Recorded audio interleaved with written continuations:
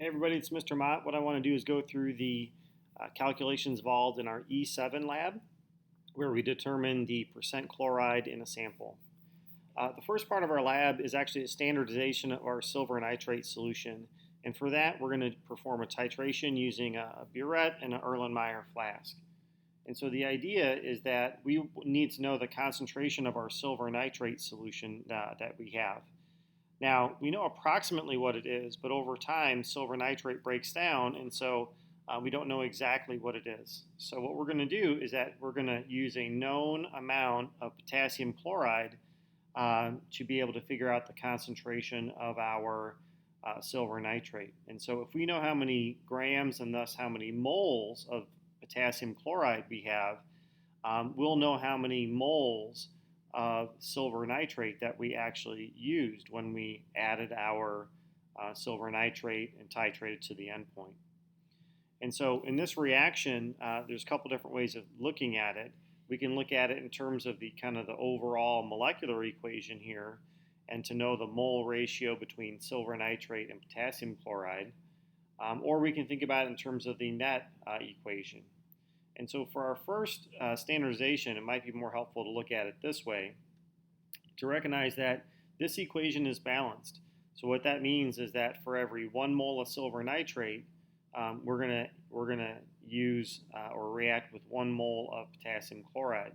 So the fact that these are reacting in a 1-to-1 ratio makes our calculations a lot easier. All right. So now I'm going to throw out some numbers to you.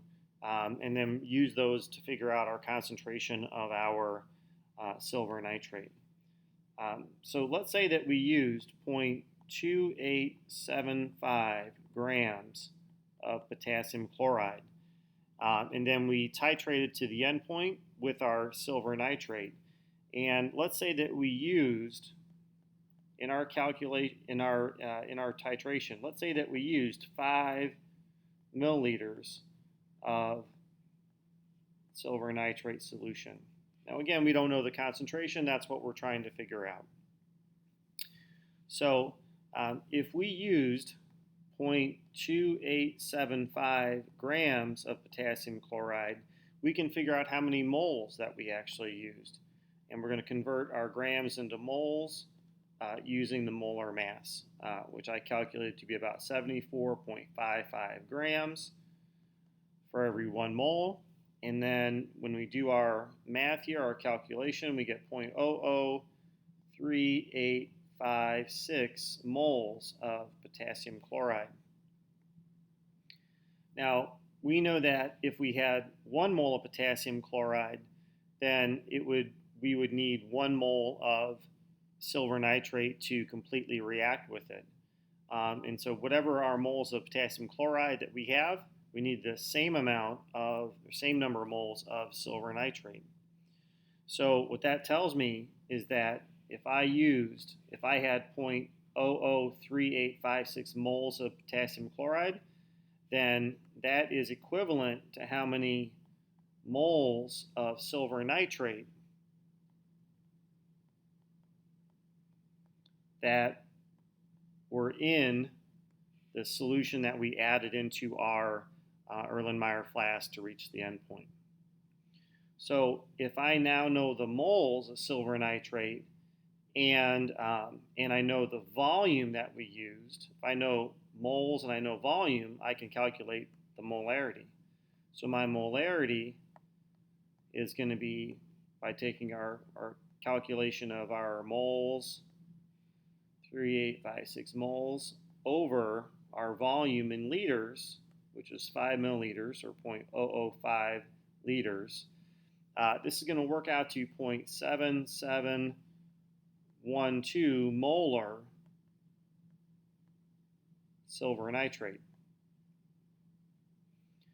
And because you actually made the solution, or your teacher made the solution, you probably have a pretty good idea about what the concentration is, and this should be pretty close to it. All right. These are just numbers that I made up, so it's possible that these are different than what you experienced in your lab, but it's the same idea. Okay. Now that we know the concentration of our silver nitrate, we can proceed to the second part of our lab. And the second part of our lab is that you have an unknown. Now, in your unknown, you're going to have this vial. And in this vial, you have a solid. And now, just for visual purposes, we're going to tell you that that solid is a mixture of two different things. It's a mixture of some unknown chloride. It could be sodium chloride, it could be potassium chloride, that sort of thing. And it's a mixture of sodium bicarbonate or baking soda. And these are all mixed together, but they're all mixed together in there. So when you weigh out a certain amount of your unknown, it's a mixture of these two things. So let's say that we measured out and weighed out 0.5 grams of our unknown. And then we put it into an Erlenmeyer flask and we titrated our sample. So what we need to know basically is we're going to titrate to the endpoint, and we need to know how much silver nitrate that we used. So let's say, for example, that we used 4.5 milliliters of silver nitrate solution to reach the endpoint. So what do we know about the silver nitrate? We also know that the silver nitrate, based on our calculations, was 0.7712 molar in concentration. So if we know the molarity and we know the volume, we can calculate moles. So rearranging our molarity equation, we can figure out, we can take our 0.7712 molar and multiply that by our volume in liters. And that's going to tell us that we used 0.003470 moles of silver nitrate in the process of our titration of our unknown sample. Now, reminding us about the way that everything really reacted, we can look at the net equation here, focusing just on the chloride. Because we don't know if it's a sodium chloride, potassium chloride, or what it is. But we know from a net equation that our moles of chloride will react in a 1-to-1 ratio with the moles of silver ions. And if we have 0.003470 moles of silver nitrate, we have the same number of moles of our silver ion. So that's going to be equal to 0.003470 moles of our silver ion. Now, the reason that I'm looking at it this way, again, is because I'm looking at just sort of how the ions react. And this actually should be, you probably noticed that should be silver chloride. What we ought to notice is that because these are reacting in a 1-to-1 ratio, at our endpoint, we will have 0.003470 moles of chloride. We know that these are the silver and the chloride are reacting in a 1-to-1 ratio once you reach the endpoint.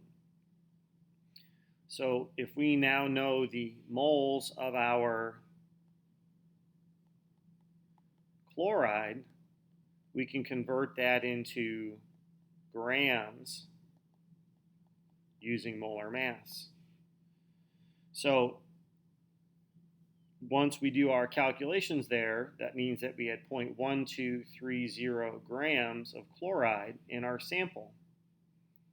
And if you remember, we had a 0.5 grams sample, so we can figure out the percent chloride by looking at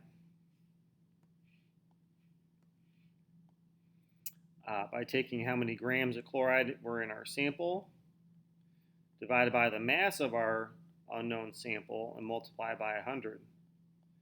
And so we're going to get around 24.6% chloride in our sample. So hopefully this has been helpful into learning how to do your calculations for your E7 lab. Thanks for watching.